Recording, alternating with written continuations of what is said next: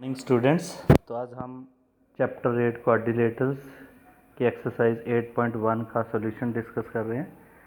So question number 6, diagonal AC of a parallelogram ABCD bisects angle A, show that first part it bisects angle C also and second part ABCD is a rhombus.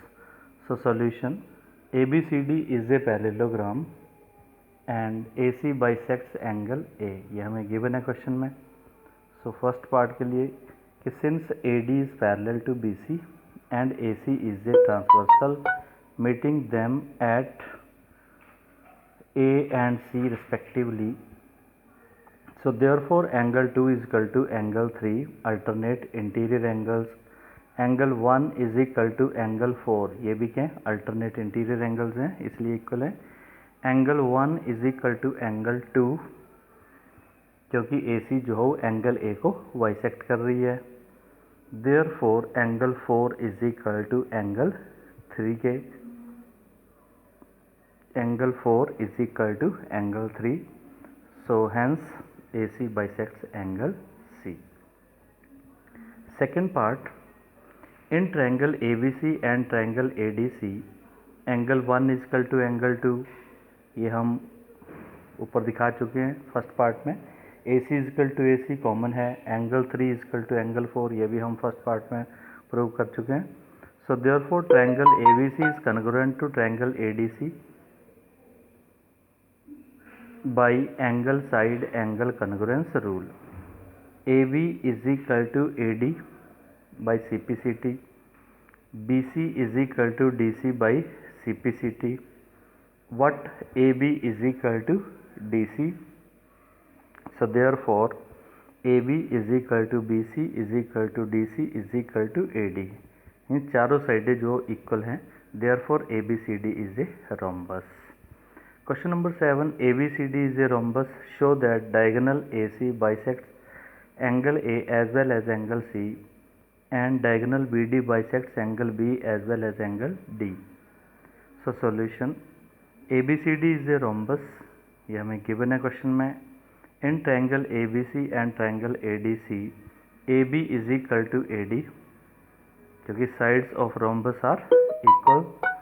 BC is equal to DC, sides of rhombus are equal.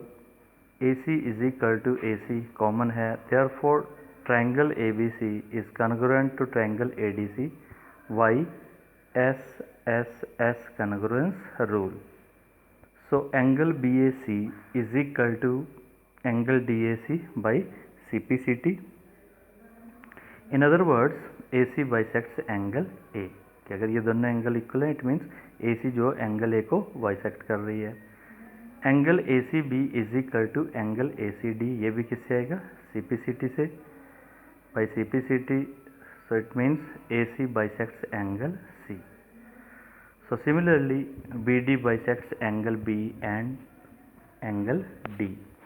Question number 8, ABCD is a rectangle in which diagonal AC bisects angle A as well as angle C. Show that first part ABCD is a square, second part diagonal BD bisects angle B as well as angle D.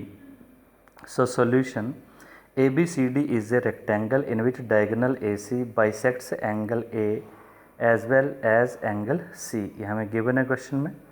So first part, in triangle ABC and triangle ADC angle 1 is equal to angle 2 as AC bisects angle A.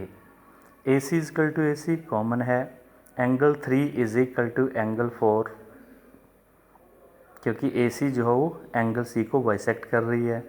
Therefore triangle ABC is congruent to triangle ADC by angle side angle congruence rule. So BC is equal to DC by CPCT, AB is equal to AD by CPCT, so therefore AB is equal to BC is equal to DC is equal to AD, चारों साइडें equal हैं, so therefore ABCD is a square. Second part, in triangle ABD and triangle CBD AB is equal to CB, sides of square are equal. BD is equal to BD, common है. AD is equal to CD, sides of square are equal. So therefore triangle ABD is congruent to triangle CBD by SSS congruence rule. Angle ABD is equal to angle CBD by CPCT. Angle ADB is equal to angle CDB by CPCT. So therefore BD bisects angle B as well as angle D. Question number 9.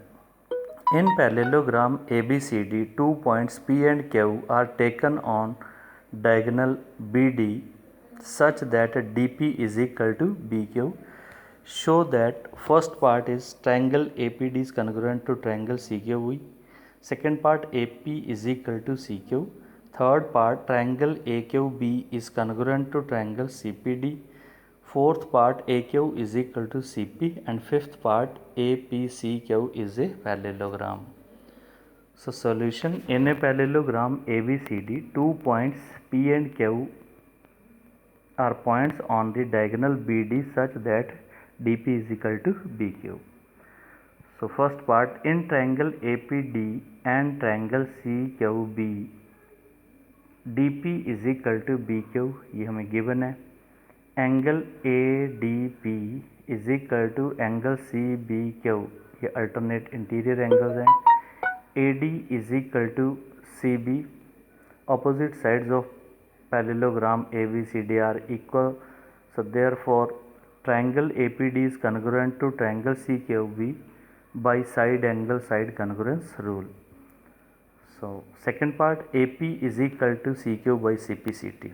Third part, since AB is parallel to CD and BD is a transversal, so therefore angle ABD is equal to angle CDB.